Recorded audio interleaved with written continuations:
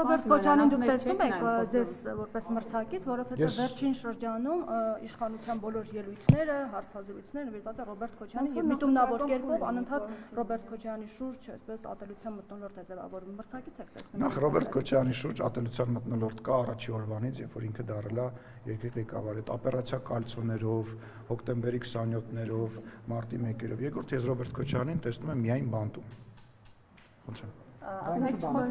Կլինի։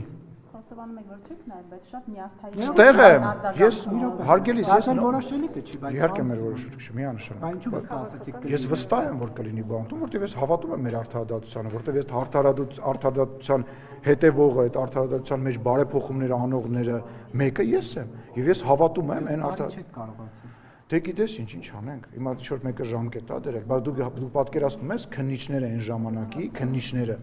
քննիչների մակարդակով ապացույցներ են վերացրել։ Քննիչները, որոնք հիմա հետախուզման մեջ են գտնվում, ապացույց են վերացրել, հասկանում ես, ու ասել, որ դրա, ասենք 7 տարի է անցել, կարող է մի 5 տարի էլ անցնի, բայց ես վստահ եմ, որ արդարադատությունը հասնել է։ Ես նյարդային եմ արձագանքում, որովհետև ես կարծում եմ, որ մենք խոսում ենք բաներից, որոնք որ ակնհայտ են բոլորի համար։ Եվ ես մտածում եմ, որ ձեզ էլ է ակնհայտ։ Ես հարցազրույցը անպայման կնայեմ, միջև հիմա չեմ նայ, որովհետև հյուր ունեմ, տեսակ հյուր ունեմ, հյուրի հետ է եւ հյուրը դեռ շենքում է եւ իր հետ սրճարանում նստած էի եւ հարցազրույցը խոստանում եմ անպայման կնայեմ, դրանք կարձագանքեմ,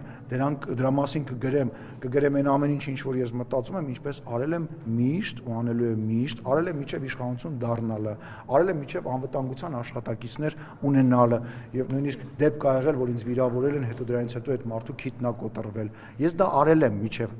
անվտանգության աշխատակից ունենալը եւ չունեի, չէ, Հովհաննես Մովսիսյանն էր կողքս, ուրիշ մարդ չկար։ Եթե Հովհաննես Մովսիսյանը անվտանգության աշխատակից է, այն էլ ջղայնացել եմ, նեղացել եմ իրանից, որտեվ շատ տենց չէր մասնակցում այդ ամեն ինչին, ուղղակի բաժանում էր, բայց ես անվտանգության աշխատակից չեմ ունեցել, Նարեկ ջան, եւ կրկնում եմ, վաղը միսօր, երբ որ ես անվտանգության աշխատակից չեմ ունենալու, այն մարդիկ, բարև քեզ, իհարկե ինչի՞ պետք է դուրս չգա։ Այն մարդիկ, ովքեր հիմա ինձ